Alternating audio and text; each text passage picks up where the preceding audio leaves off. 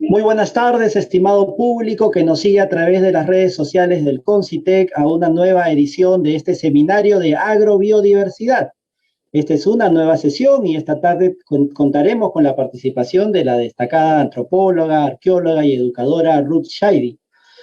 El tema de hoy girará en torno a la alimentación en el territorio del Perú hace 5.000 años, así que va a ser súper entretenido, va a haber muchas cosas que aprenderán. Recuerden que este es el seminario de agrobiodiversidad y para saber un poco más sobre esto, eh, tenemos un video que vamos a compartir en este momento eh, sobre lo que es agrobiodiversidad.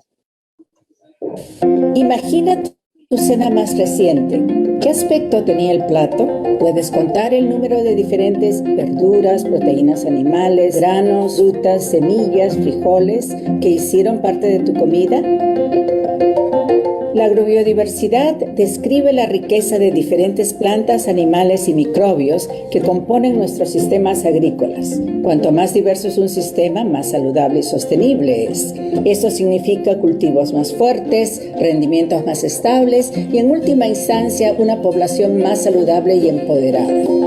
Pero a pesar de los esfuerzos de conservación de investigadores y agricultores de todo el mundo, nuestra diversidad está desapareciendo de los sistemas alimentarios. Para que todos los beneficios de la agrobiodiversidad beneficien a los humanos y el planeta, necesitamos que legisladores, empresas y los consumidores se involucren. ¿Estás preparado para el reto? Únete a nosotros en línea y sé parte de la discusión global sobre agrobiodiversidad. Bien, esta tarde vamos a tener como moderadora a Marlene Ramírez, pero antes quiero invitarlos nuevamente a ingresar al portal de Clubes de Ciencia del Concitec e ingresar a visitar la exposición Ciencia en la Cocina, una exposición museográfica que el Concitec ha virtualizado especialmente para todos los escolares y conocer la ciencia que hay detrás de nuestra gastronomía. Obviamente esto está a tono de este seminario de agrobiodiversidad. Marlene Ramírez, nuestra moderadora, es bióloga y antropóloga física. Ella trabaja para Bioversity Internacional desde hace 15 años como directora regional y representante para Latinoamérica. Además, desde el 2020 representa en el Perú a la nueva alianza de Bioversity y el CIAT. Su experiencia de los últimos 30 años ha incluido el trabajo en varios sectores de desarrollo internacional como educación y agricultura. Ha trabajado con universidades del sector privado, organizaciones internacionales y el gobierno. Marlene, hoy día nos acompaña como moderadora y también quería comentarle a ella que justamente el tema que hoy nos presentará la doctora Ruth Shady sobre Caral nos fija también que hace 12 años se dio la nominación de Caral como Patrimonio Mundial. Marlene, buenas tardes. Buenas tardes, Neido. Saludos a todos en esta tarde y a todos los asistentes que nos acompañan en este seminario. Sí, precisamente, hoy día celebramos de que hace 2 años se presentó la inscripción del sitio arqueológico Ciudad Sagrada de Caral como Patrimonio Mundial ante la UNESCO, que es la Organización de las Naciones Unidas que tiene que ver con la educación y la cultura. Así reconociendo el valor universal excepcional de este importante asentamiento, cuna de la civilización andina. Ahora, ¿qué nos toca? ¿Debo hacer la presentación, Neido? Sí, estoy compartiendo la diapositiva de la doctora Ruth Shady. Sí, ahora tengo el tremendo gusto y honor de presentar a la doctora Ruth Shady. La doctora Shady es como mencionó Neido, una antropóloga muy destacada, además es arqueóloga y educadora peruana. Es reconocida a nivel nacional e internacional por su labor en la investigación, la revalorización y la difusión de la ciudad de Caral, considerada esta Caral como la primera civilización de América debido a su antigüedad. La doctora Shady ha sido directora del Museo Nacional de Antropología y Arqueología y también directora del Museo de Arqueología y Antropología de la Universidad Nacional de San Marcos, Decana de América. Es en esta misma universidad donde la doctora Shady se desempeña como docente en la Facultad de Ciencias Sociales. La doctora Shady ha sido la principal gestora de lo que acabamos de mencionar, la Declaración de la Ciudad Sagrada de Caral, como patrimonio de la humanidad. La doctora es actualmente jefa de la zona arqueológica Caral, la unidad 003, la que está adscrita al Ministerio de Cultura. La doctora Shady ha recibido una serie de premios, incluyendo el Premio Nacional para las Mujeres en la Ciencia en el 2018, el premio que está apoyado por L'Oréal, la UNESCO y el CONCITEC. En el año 2020, la doctora Shady fue elegida por la BBC, esta cadena de televisión y radio muy famosa inglesa, como una de las 100 mujeres más influyentes e inspiradoras del mundo. Es un gran gusto para mí el pedir a la doctora Shady que empiece su presentación. Estoy segura de que nos va a inspirar. Bueno, muchas gracias por la invitación. Muy contenta desde mi formación como docente, el poder transmitir esa historia social que estamos recuperando con un equipo multidisciplinario. El trabajo que venimos haciendo es para que se conozca no la materialidad. No es suficiente ir y conocer los monumentos o ir a un museo y conocer lo que la gente ha dejado como artesanía en los textiles, en la cerámica. No, lo que tenemos que conocer es lo que está detrás de toda esa producción.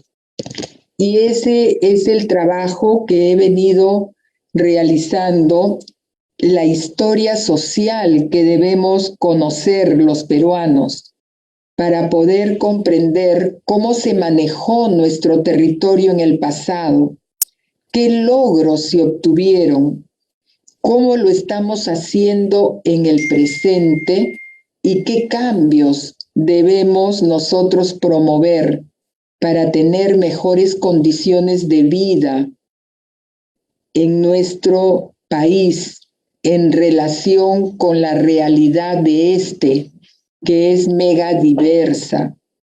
Entonces, sin más preámbulo, les agradezco por esta invitación que me da la oportunidad de que esa historia no se quede en el mundo académico, sino que podamos hacerla llegar a la sociedad y en particular a los estudiantes. Y voy a empezar entonces a transmitir con ese enfoque integral cómo es que ellos manejaron el recurso desde que se formó esta civilización. Es por eso que le he puesto ese título de las acciones de la civilización Caral para tener acceso integral a la biodiversidad, o sea, y asegurar su alimentación y con ello el bienestar además social que debían compartir y tener, ¿no? No era su visión individualista. Desde que se formó esta civilización fue diferente. Entonces, sin más preámbulo, paso a mostrarles qué significa el formar una civilización, qué es lo que caracteriza a una civilización. En realidad, a nivel del mundo se han identificado 6 focos civilizatorios. Y estamos muy orgullosos de que Caral haya sido pues reconocido como uno de esos focos civilizatorios más antiguos del mundo. Como ustedes pueden apreciar allí, está Caral en América del Sur, ¿no? Tiene casi la antigüedad de Mesopotamia, un poquito más antigua que Egipto, y mucho más antigua que la India y China, ¿no? ¿Qué caracteriza a una civilización? El que se haya tenido un manejo apropiado del territorio habitado, que hayan tenido una economía productiva excedentaria, que además vivieran de modo organizado en centros ordenados, como le llamaban, centros nucleados organizados, que hubiese un colectivo social que estuviese con autoridades sociales y políticas, no solamente políticos como ahora los tenemos, que la religión fuese una herramienta o instrumento importantísimo para garantizar la cohesión social y la identificación entre los grupos diversos. Y luego algo que no se ha tenido en cuenta en nuestro país es que desde que se formó la civilización caral, se produjeron conocimientos en ciencia y en tecnología. Entonces las raíces del Concitec están pues en Caral. Desde Caral se formaron los especialistas para dar solución a problemas que identificaron a través del conocimiento en ciencia y la aplicación de ese conocimiento y de tecnologías. Y luego, algo que también tiene un mensaje para el mundo actual: desarrollaron lo cognitivo y lo emocional en armonía en cada ser humano, y por ello tuvieron condiciones adecuadas de intercambiar, de relacionarse entre sociedades con culturas diferentes, pero todo en condiciones de paz, en beneficio compartido. Entonces, eso ha caracterizado a nuestra civilización, y a diferencia de otras civilizaciones en el mundo, podemos señalar que no fue la acción bélica lo que guió su actuar. La formación, pues, se hizo en América, es la más antigua, y se centró en el Perú, en una parte del territorio. ¿Qué es lo que caracteriza al territorio del Perú? Eso es muy importante que se conozca.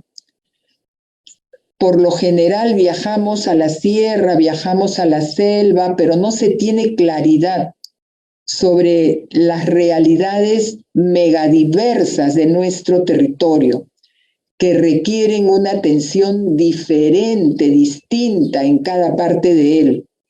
Nuestro territorio está atravesado por la cordillera de los Andes. Tiene modificaciones por el anticiclón del Pacífico Sur, que son los vientos fuertes que vienen de esa dirección. También tienes la corriente marina, la corriente como se le llama peruana, que enfría las aguas del territorio. Tienes los vientos alisios que vienen también del océano, el anticiclón del Atlántico Sur. Todos estos fenómenos naturales ha hecho que nuestro país tenga la mayor cantidad de climas que hay en el mundo. 28 climas de los 34 que se han identificado en el planeta, y 84 zonas de vida de las 104 que hay en el mundo, ¿no? Pero ¿qué es, además de la cordillera y de los fenómenos, pues, que nos he mencionado? Tenemos allí una serie de zonas ecológicas que se han condicionado el territorio, porque la cordillera lo atraviesa en casi el 32%, y la altitud, la latitud, o sea, la proximidad a las áreas tropicales del norte, más los fenómenos que se presentan periódicamente, como el Niño, la Niña y todo lo que he mencionado, hacen que tengamos un territorio muy diferente en cada parte de él. Y como Javier Pulgar Vidal lo definió, y otros autores también los han tenido en consideración, Desde el Océano Pacífico hasta la selva, pues tenemos una serie de zonas ecológicas con características muy diversas en su interior, ¿no? Desde la Chala, y conforme se va subiendo en altitud, tenemos las siguientes zonas ecológicas y en cada una de ellas con muchas diferencias y diversidades, no solamente en lo ecológico, sino en la geomorfología marcada por la altitud y la cordillera que la atraviesa. Si nosotros vemos nuestro territorio, nos daremos cuenta que de las 106 cuencas que se han identificado, ¿no?, la gran mayoría se genera en el territorio altoandino, que es donde confluyen las condiciones naturales para constituir los nevados, las lagunas, y de allí bajan las aguas por el territorio, tanto por la vertiente occidental y van al Océano Pacífico, como por la vertiente oriental y van al Amazonas y al Atlántico. Si nosotros consideramos solamente el 2.5% de esa agua que se genera en el territorio altoandino, es la que baja por toda la vertiente occidental hasta el Océano Pacífico, en el norte, en el centro, en el sur. Y la mayor cantidad del agua que se genera en el territorio altoandino, que significa el 97%, se va al Amazonas y al Océano Atlántico. Entonces, ¿dónde reside la mayor cantidad de población? Donde solamente baja el 2.5% del agua. El 0.5% se va a la cuenca del Titicaca. El 35% de la población pues está en las vertientes orientales, que finalmente bajan al Amazonas. Entonces, frente a este territorio tan diverso en sus condiciones geomorfológicas, ecológicas, climáticas, etcétera, nuestras poblaciones, cuando llegaron a este territorio entre 15.000 y 12.000 años, decidieron asumir el reto de cómo continuar viviendo y crearon una serie de tecnologías para darle continuidad a la vida en el territorio que ocuparon. Entonces, donde habían arenales, crearon las chacras hundidas. Son tecnologías apropiadas a las características del territorio.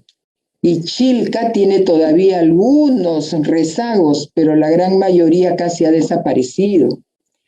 En la cordillera rocosa hicieron terrazas, ¿no?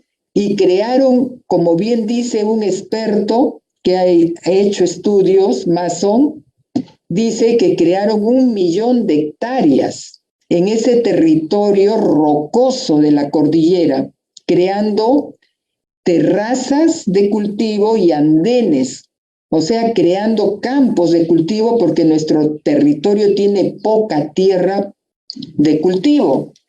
Entonces, nuestros antepasados asumieron ese desafío para tener esos campos que les permitiera producir los alimentos y darle continuidad a su vida. Lamentablemente, en la actualidad hemos perdido el 75% de ese trabajo que tanto empeño le pusieron nuestras sociedades ancestrales. Y ahí pueden ustedes apreciar los famosos andenes de Laraos, ¿no? Los andenes de Colca y así. No solamente crearon campos de cultivo, sino que también lograron a través de esta tecnología que no se erosionara la cordillera, que no causara esos aluviones, esos huaicos, ¿no? Y había un mejor aprovechamiento, pues, de los suelos en esa parte del territorio. En el territorio altoandino, donde las diferencias entre el día y la noche son marcadas por los cambios de temperatura, crearon otra tecnología que le llamaron cochas. Entonces, estas cochas también se han dejado ya de utilizar y muy pocas permanecen. Son campos hundidos que favorecen la continuidad de lo que se siembra bajo la protección de los cambios del clima entre el día y la noche. Y en donde las aguas están inundando las tierras porque hay pues como diríamos, acumulación de la napa freática que sale a la superficie. Ellos no quisieron perder esa extensión de tierras y crearon los camellones o guaruguarus. Es una tecnología que se aplicó en la sierra, se ha aplicado en la selva y se ha aplicado también en la costa. Entonces, vemos cómo crearon tecnologías que se fueron transmitiendo entre las poblaciones diferentes para que pudiesen tener no solo campos de cultivo adecuados, sino que en las aguas que ellos controlaron a través de drenes, fueron también criando pescados, peces. Entonces tuvieron condiciones adecuadas a través de estos guaruguarus. Y en la agricultura comprendieron que los territorios boscosos eran complicados, que había que darles un manejo adecuado y por tanto aplicaron la roza y quema, los cultivaban por determinados tiempos, los dejaban descansar, volvían a nutrirse los suelos y otra vez volvían después de un tiempo a reocuparlos. Y en la Barcia, que son tierras también de poca productividad por las características arcillosas que tienen, entonces ellos aplicaron cultivos mixtos. Si sembraban pues determinados productos, le ponían aquellos que le devolvían a la tierra el producto que esa previamente cultivado había aprovechado. Entonces, con este cultivo mixto podían continuar teniendo la productividad que requerían para que su vida continuara. Pero no solamente trabajaron en las tierras con la producción de esta naturaleza, sino también en las aguas. Han sido expertos ingenieros hidráulicos, y no lo digo yo, sino ingenieros hidráulicos que han venido de otras partes del mundo y que se quedan sorprendidos de ese avanzado conocimiento en ingeniería hidráulica. En los lugares donde la napa freática sobresalía hicieron huachaques, como es el que mostré. En los territorios altoandinos, reservorios para tener el agua cuando no llovía y que no les faltara a los ríos. En las partes de las cuencas que las manejaron con visión integral, hicieron una serie de tecnologías como los puquios, los manantiales o en el caso del sur, las galerías filtrantes. Entonces el río podía estar seco, pero a ellos no les faltaba el agua. Y hasta el día de hoy en algunas comunidades, como las de Guarochirí y en otras partes, como han hecho los estudios expertos, se ve pues que este funcionamiento hidráulico de las amunas todavía continúa usándose y las poblaciones, a pesar de que el río pueda estar seco, no les falta el agua a través de las diferentes secciones de la cuenca, recuperándolas en los puquiales. Y lo más interesante es que también supieron conocer que el agua se perdía o se iba al Amazonas y no lo aprovechaban hacia las vertientes occidentales. Entonces crearon una serie de ríos a través de canales, transvasando, como le llamaban, de una cuenca a otra cuenca el agua. Y así crearon en la costa norte, pues, ríos a través de ese trasvases y a través de canales que ellos construían. Entonces, como bien dice un experto ingeniero hidráulico de apellido Ortlov en una de sus publicaciones, que eran especializados conocimientos en técnicas topográficas y de hidráulica, y que revelan una avanzada sociedad. Eso lo dicen los especialistas de la actualidad, en 1981. Entonces estamos pues ante sociedades que daban solución a los problemas. Los canales, por ejemplo, como el de Cumbemayo, Cajamarca, que lo conservan, y como resultado de este desafío y reto para poder acondicionar cada parte diversa de nuestro territorio peruano, hemos tenido también una diversidad en el proceso cultural del Perú, una diversidad étnica y una diversidad cultural, lingüística. Eso es lo interesante. Miren ustedes la diversidad lingüística que los lingüistas como Alfredo Torero han identificado hacia los años 500 después de Cristo. O sea, diversidad de idiomas que se utilizaban. No solamente había diversidad de culturas, diversidad de productos alimentarios en cada zona, porque todo lo acondicionaron en relación con la realidad en la que vivían, ¿no?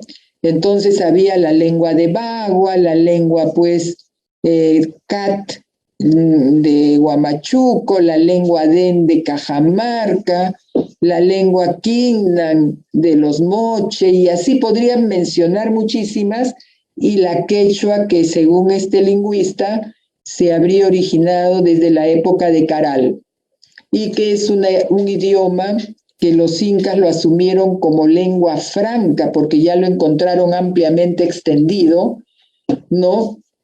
Y ellos hablaban de su lengua secreta, que era la lengua propia, originaria de ellos, pero habían asumido el quechua porque ya en ese entonces era la lengua de relación amplia que se utilizaba para la correlación entre grupos étnicos o poblaciones étnicas diferentes de culturas distintas, pero que se integraban a través del interés por el intercambio y de compartir conocimientos y de beneficiarse de ese modo, ¿no?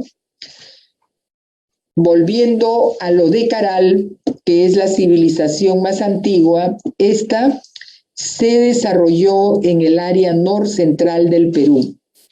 Este es un área muy interesante. Si conociéramos nuestro territorio con especialistas como debe ser, no estaríamos buscando, pues, como se hace las conexiones en territorios que no son los que reúnen las características para ello, ¿no? Este territorio tiene 11 valles o cuencas que se vinculan entre sí hacia la costa, hacia las vertientes occidentales, pero también están unidos con la cuenca del Ancash, ¿no?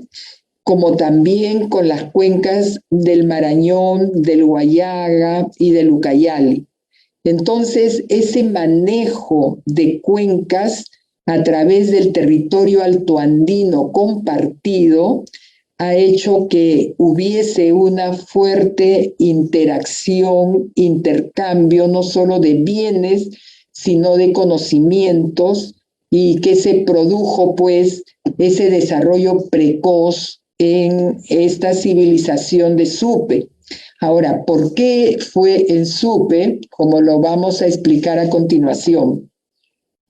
La cuenca esta ha sido como un eje fundamental para el manejo de las poblaciones hicieron del territorio, porque la cuenca trae el río es fundamental para manejar el agua, y hubo todo un manejo de sistema de ese recurso tierra y agua que fueron considerados como deidades y se le dieron el nombre de Pachamama o Cochamama, porque de allí venía pues su alimentación agraria, ¿no? De la actividad agraria.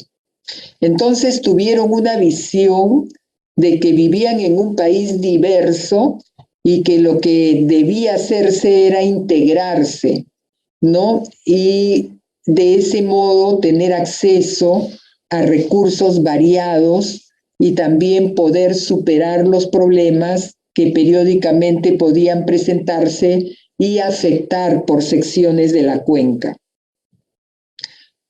Actualmente, lamentablemente, no se tiene visión del país integrado y, por ejemplo, en el caso de Supe, la cuenca de Supe está manejada por 3 provincias, corresponde a 6 distritos y al gobierno de Lima. Pero no hay pues esa correlación entre autoridades para el manejo adecuado del recurso y los problemas se dan y hay conflictos pues permanentes al respecto, ¿no?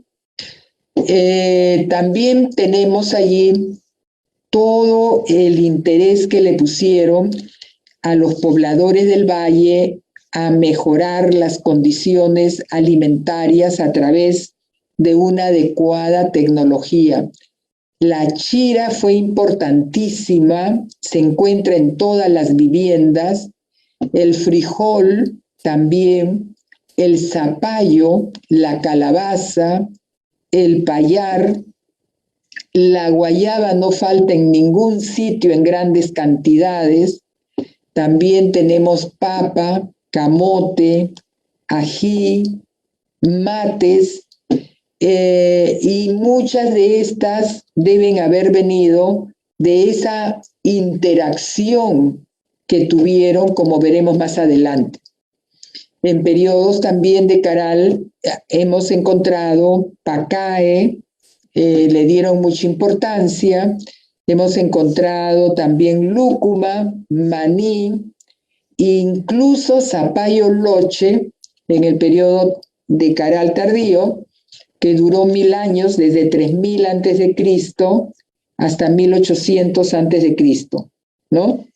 Entonces le dieron mucha importancia en el Valle de Supe a la agricultura y también hemos encontrado plantas medicinales que la gente ha estado utilizando en sus viviendas y que hasta el día de hoy tienen una serie de propiedades reconocidas por la sabiduría tradicional que todavía queda. Para esta adecuada y fructífera producción, ¿no? Ellos desarrollaron, como les dije, conocimientos, crearon terrazas, porque los campos de cultivo eran muy estrechos, crearon canales de regadío y aprovecharon la napa freática. No hay un solo sitio arqueológico que no tenga puquios. Todos los sitios arqueológicos que están en rojo ahí, como verán, esos son los puquios o manantiales a través de los cuales a ellos no les faltaba el agua. El río generalmente solo tiene agua unos meses, de noviembre a marzo. El resto del año está casi seco, pero a las poblaciones no les falta el agua. Entonces nosotros estamos pensando que ha habido desde este momento un interés por usar el agua desde su nacimiento en el territorio altoandino, pero falta esa investigación para conocer si la siembra del agua en lugares geológicamente permeables se hicieron ya desde esta época y continúa su uso hasta el presente. Un aspecto muy interesante es que además de la producción agrícola, que fue muy importante en la alimentación, le dieron especial atención al recurso marino. Y el recurso marino, de acuerdo a IMARPE, con quienes hemos estado haciendo coordinaciones para la comprensión de todo lo que nosotros vamos recuperando en las excavaciones, ¿no? Es uno de los mares más productivos. Nosotros tenemos que se encuentra en grandes cantidades moluscos, desarrollaron una tecnología de pesca que les sorprende a los pescadores actuales e incluso a ingenieros pesqueros por la tecnología tan ampliamente desarrollada. Cuando lo vio un ingeniero pesquero y lo analizó, él pensaba que era una malla moderna. Pero lo que nosotros hemos visto es que ellos fueron aprendiendo a través de los años cómo mejorar los conocimientos y tener mejores condiciones para su aplicación. Hemos encontrado restos de balsas, pero de todos los pescados, señores, al que más importancia le dieron fue a la anchoveta en un incremento muy impresionante. Ahí vean las vértebras de anchoveta y también le dieron atención a las sardinas, pero la anchoveta fue el pescado fundamental en la dieta alimentaria. Nosotros hemos estado haciendo investigaciones. Hemos encontrado que en los cerros que bordean el sitio áspero, que está en el puerto de Supe y que ha sido pues uno de los centros pesqueros más importantes en las últimas décadas, allí se encuentran acondicionamientos del terreno para el secado de la anchoveta. Y hemos encontrado fotografías de personas antiguas del puerto de Supe que muestran cómo llevaban la anchoveta en costalillos a intercambiar con la sierra o a vender la anchoveta a la sierra. Entonces, nos hemos puesto a hacer identificación de las propiedades de la anchoveta.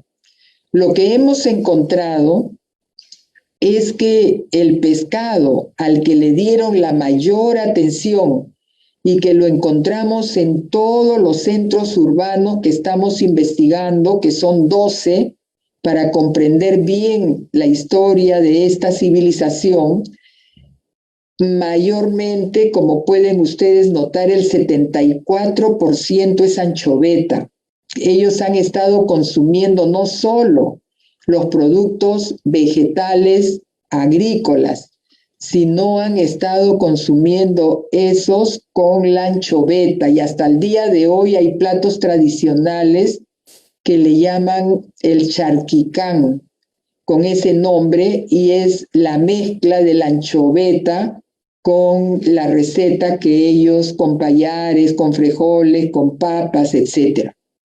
Y si apreciamos, pues, todos los beneficios que la anchoveta da para la salud, sería este producto el que podríamos utilizar en el presente para dar solución a la anemia de nuestros estudiantes en la costa, en la sierra y en la selva, porque de ese modo se intercambiaba, la anchoveta llegaba transversalmente a las otras regiones del país y lo intercambiaban y se beneficiaban mutuamente.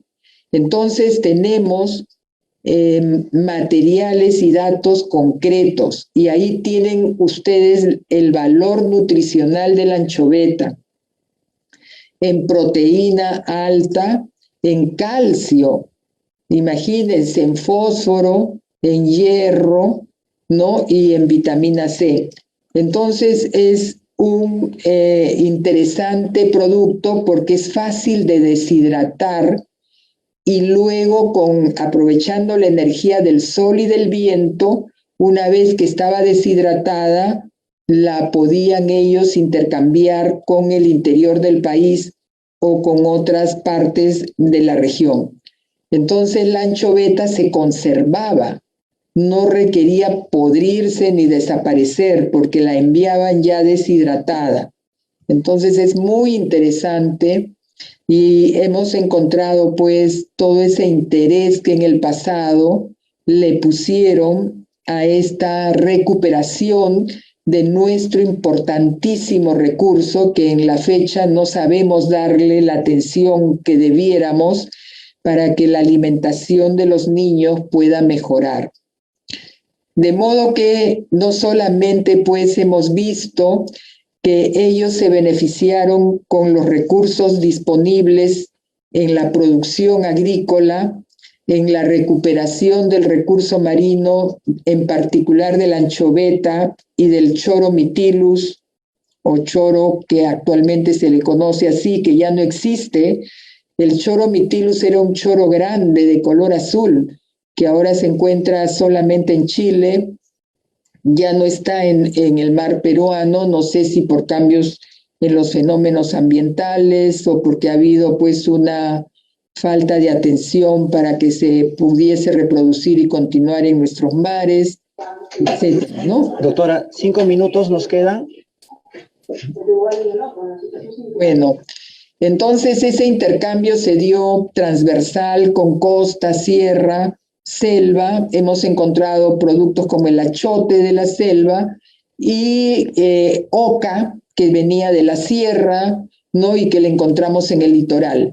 Rápidamente muestro que ellos tuvieron una visión de manejar el territorio adecuadamente, nunca en los valles, eran tierras productivas, las respetaban, siempre sus centros urbanos estuvieron en lugares seriazos por encima del valle, como pueden apreciar en el Áspero también, en Caral, y hubo una organización social detrás de todo lo que hicieron, con autoridades no solamente políticas, sino sociales. Esta es una maqueta que nos demuestra que había planificación, programación, cálculo de cuánta gente iban a requerir para construir un centro urbano, para poder, y acá se ve pues toda la organización a nivel de parentesco, a nivel de Estado, para manejar el recurso hídrico y las tierras como debían ser, con respeto compartido, y de esa manera, con esa organización del colectivo, lograron salir adelante y hasta el día de hoy, pues entre familias, todavía en los territorios del interior del país se ayudan, en los pueblos también a través de la Minca o a través de la Mita, cuando ya es el Estado. Actualmente la migración ha terminado con esa importante visión, se ha roto el tejido social y político y se vive, pues, como bien decía Arguedas, sin orden alguno en los cerros que se invaden. Ellos desarrollaron una serie de conocimientos. Hemos encontrado un observatorio astronómico, tenían el control del tiempo, del clima, para saber los cambios que iban a afectar a su producción agraria. Ellos utilizaban observatorios para identificar los solsticios, los equinoccios en los edificios, en los litos, donde los dejaban grabados. Produjeron conocimientos para también mitigar los efectos de los sismos. Este es un conocimiento que se sorprenden investigadores de otras partes del mundo porque no los han tenido y se los están llevando ahora a Japón, por ejemplo, y van a aplicarlos 5.000 años después. Por eso es que las construcciones de Caral permanecen 5.000 años al presente. Las viviendas, este aprovechamiento de la energía del viento, por ejemplo, que es un principio de Venturi, que en Europa y el resto del mundo recién en 1797 también lo han tenido. La intervención genética en el algodón de colores naturales que no hay en otras partes del mundo. Entonces ha habido toda una sabiduría andina que hemos dejado de conocer y que nuestras nuevas generaciones deben conocerla para que sepan que si se proponen hacer algo lo pueden conseguir porque las condiciones humanas las tenemos. Para poder trabajar adecuadamente en los campos de cultivo, desarrollaron gaviones naturales. No, como les dije, vivieron en el valle, sino en las tierras seriazas por encima del valle. Actualmente viven en los valles y cuando se inundan y vienen los huaicos, destruyen todo, y eso es lo que pasó el 2017. No tenemos visión del país y de cómo se debe vivir.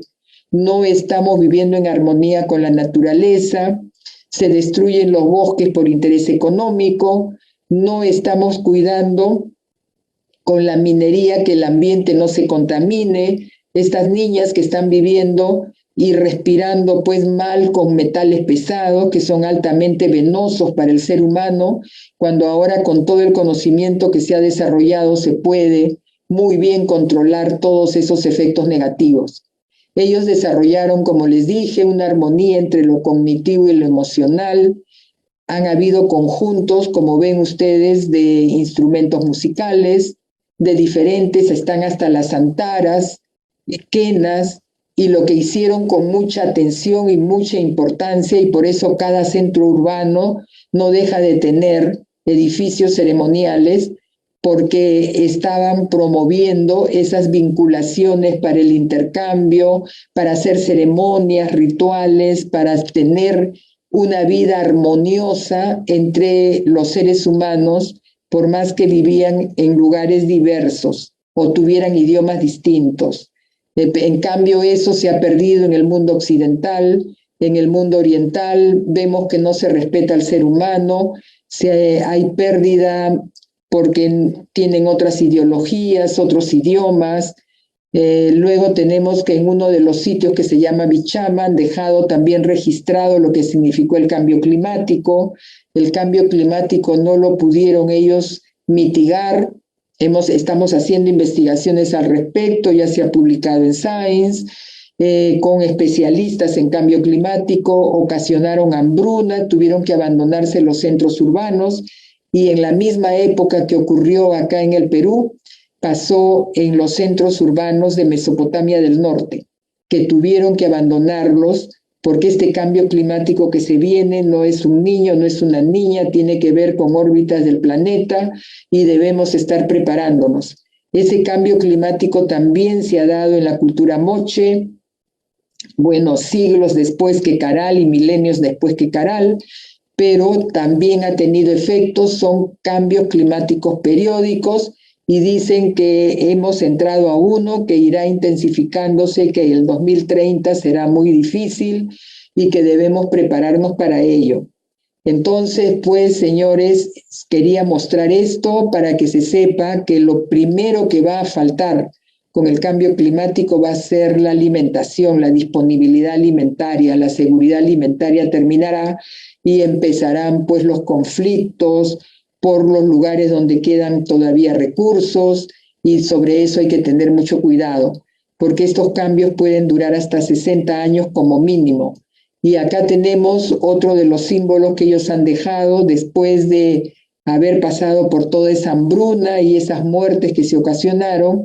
Empiezan a aparecer un sapo con un rayo que le cae en la cabeza, como anunciando que el agua nuevamente va a llegar. Pero como ven allí, las serpientes que representan al agua de los ríos está atravesando pues cabezas de muertos, pero está tratando de llegar donde está la semilla con la boca abierta esperando la llegada del agua y que otra vez se pueda la agricultura activar. Ya con esto termino, que con la llegada de los españoles nuestro país fue totalmente cambiado, se entregaron a las poblaciones a los encomenderos, hubo dos repúblicas, la República de los Españoles y la República de los Indios, con una, como vemos ahora también, que queda como la República pues de la gente de los Andes y la República de la Costa. Vemos allí que con los corregimientos se crearon después las intendencias después de la revolución de Tupac Amaru, Tupac Katari, y termino ya, como me dicen que ya se terminó el tiempo, estoy corriendo. Me dicen que quería mencionar solo a Javier Tantaleán, un gran pensador que decía cómo el Perú en la República no cambió para nada todas esas políticas que el virreinato y la colonización pues implantó en nuestro país, ¿no? La República permitió que se aprovecharan del recurso del guano en beneficio de unos cuantos, del salitre que quedó finalmente en manos de chilenos, la Casa Arana, que prácticamente casi hizo desaparecer a más de 30.000 huitotos por el aprovechamiento del caucho, y que son oportunidades que el Perú no ha aprovechado, a pesar de ser recursos que pudiesen impulsar el desarrollo de nuestra patria. El recurso pesquero, la anchoveta, por ejemplo, que se implantó con todo dar en el puerto de Supe no fue en beneficio de las poblaciones, sino de la exportación mayormente, y fue una oportunidad también que se perdió para sacar adelante, pues, mejores ciudadanos con mejores condiciones para el trabajo que debían hacer.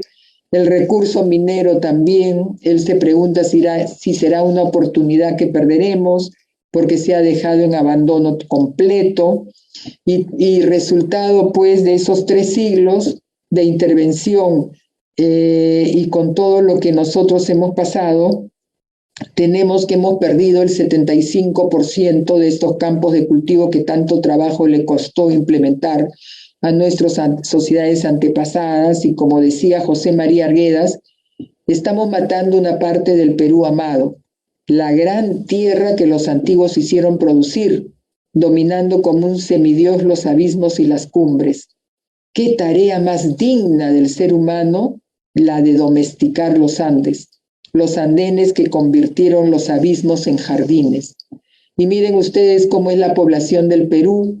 La mayor parte de la población pues está en el área urbana, el área rural está dejándose de lado, y si vemos la comparación cómo era Lima en 1961, solo tenía 1.200.000 habitantes, cómo fue creciendo a lo largo del tiempo con la migración, y actualmente ¿cuánto tiene Lima? 10.628.000. Como decía Arguedas, pues la capital crece con tentáculos harapientos, porque no hay condiciones de vida para la gente que viene acá, ¿no? Y estamos abandonando pues todo el interior del país. Las chozas que se ponen en los cerros son esteras y en malas condiciones y sin trabajo la gente, con mucha desigualdad y pues delincuencia, mientras la amada tierra de los pueblos ha dejado de ser cultivada, se seca y las casas vacías agonizan. Entonces esa visión integral de la vida, de compartir, de intercambiar, de beneficiarse con los productos diversos que habían en cada parte de él, se ha ido perdiendo, ¿no?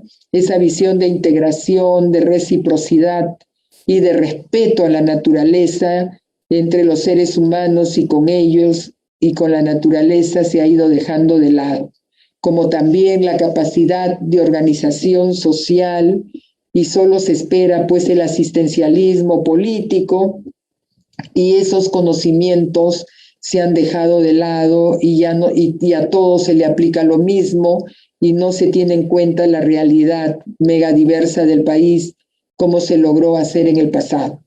Entonces con esto termino con la frase Naira Kunampacha, que quiere decir la sociedad del presente que debe recurrir al pasado para una comprensión más adecuada de su realidad territorial, cultural y social, porque tenemos pues un territorio natural megadiverso, pero también hemos tenido culturas, etnicidades, lenguas, y debemos en esa diversidad comprender que hubo integración, que hubo intercambio y que hubo condiciones de vida adecuadas, y no el abandono del territorio de nuestra patria como se viene haciendo.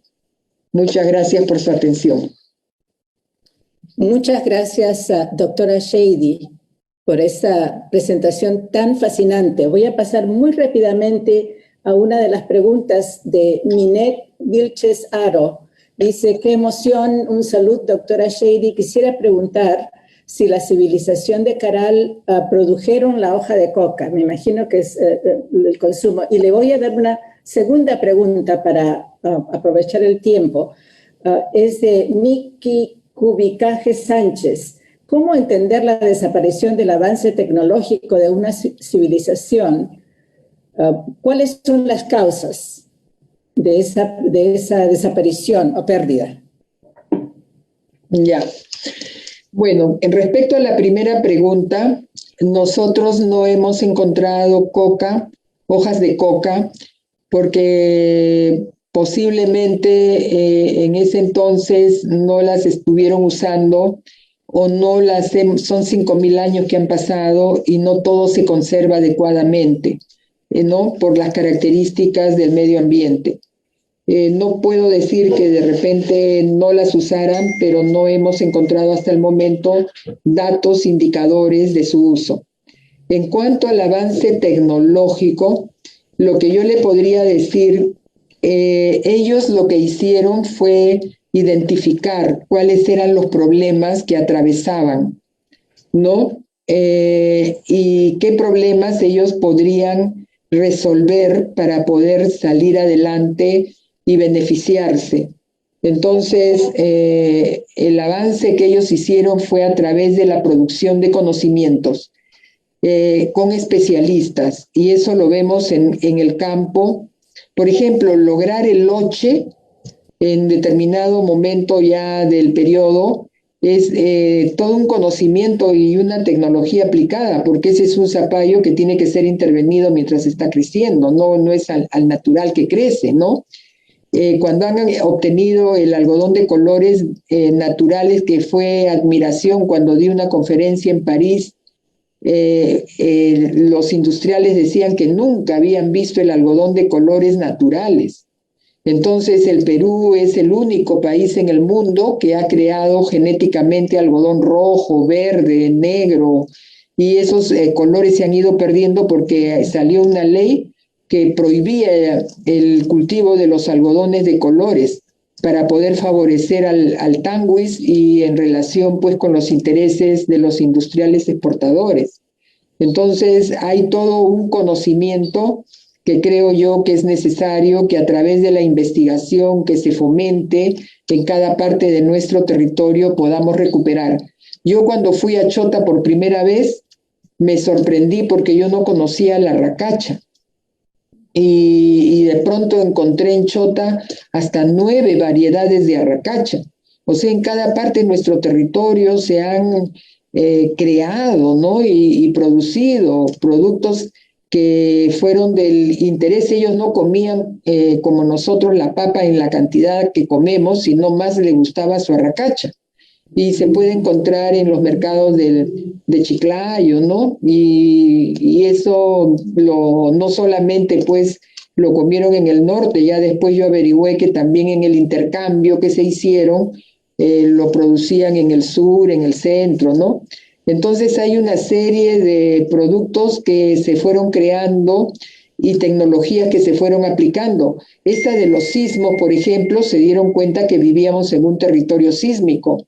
O esto, por ejemplo, y que había que mitigar sus efectos, y entonces crearon una tecnología sismo resistente que los ingenieros estructurales ahora lo están, como se dice, proponiendo a sus sedes para que en Japón, y también acá lo ha hecho el ingeniero Vargas Neumann, después de conocer este conocimiento de Caral, al Ministerio de Vivienda, para que se pueda pues controlar en las construcciones, que las ondas sísmicas no repercutan y hagan daño a las viviendas o a los edificios si se utiliza estas tecnologías como se hizo en el pasado.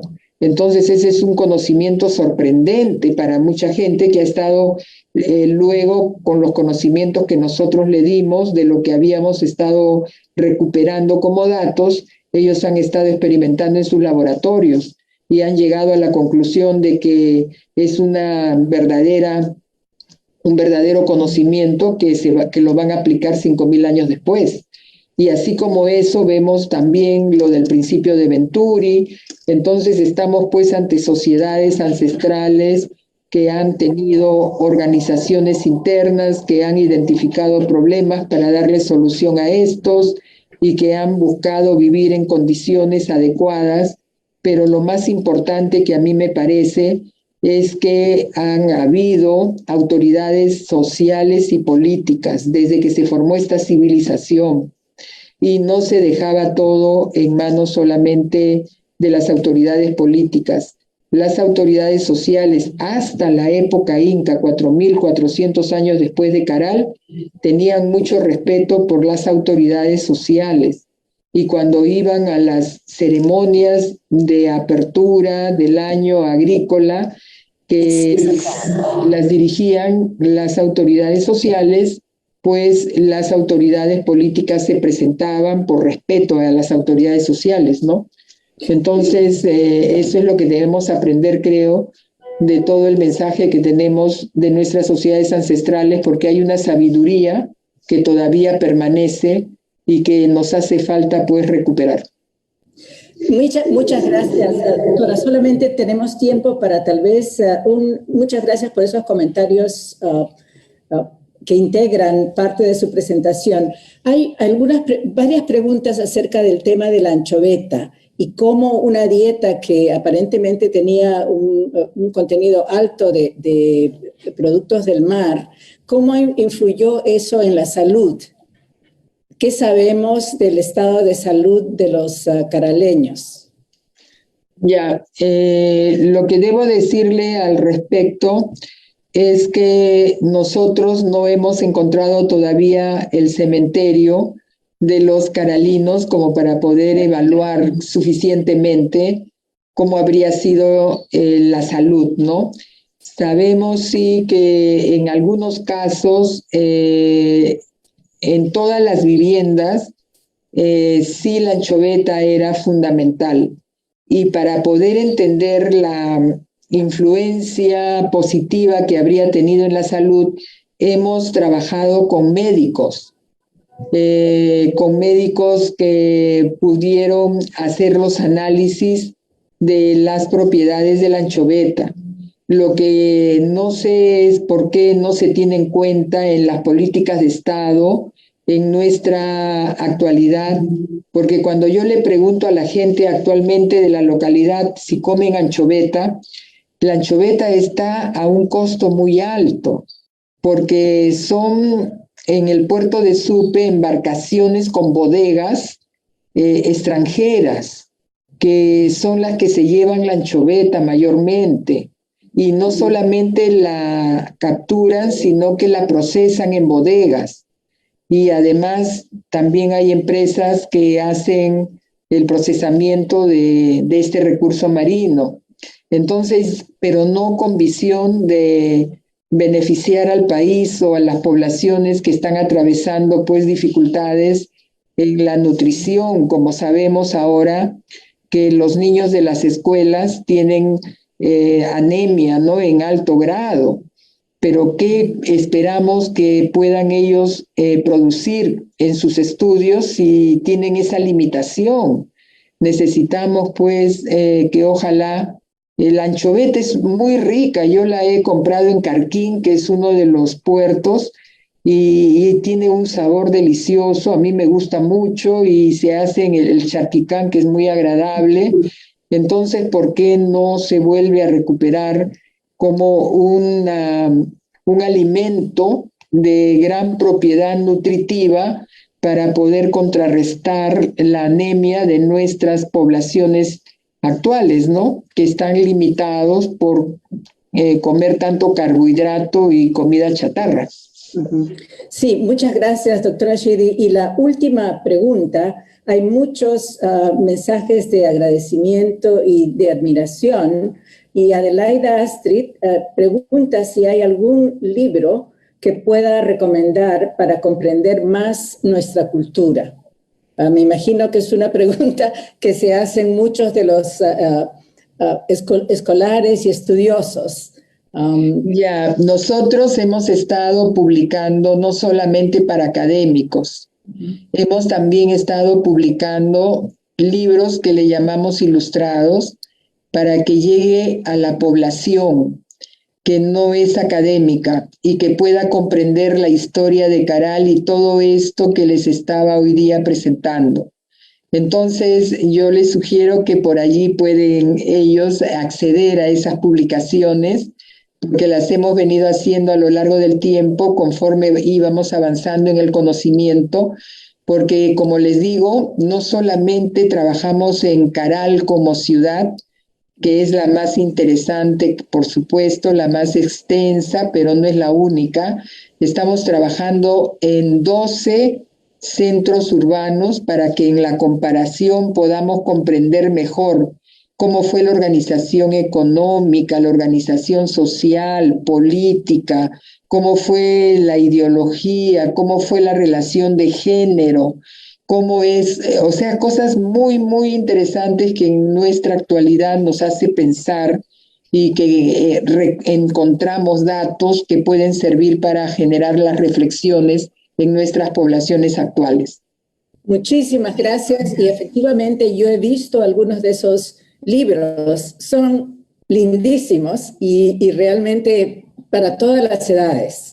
Sí. Muchas gracias, sí, son fantásticos, muy bien ilustrados, son una maravilla. Bueno, muchísimas gracias, yo no sé si Neido o a quién le pasamos para dar las últimas palabras. Gracias Marlene, sí, gracias.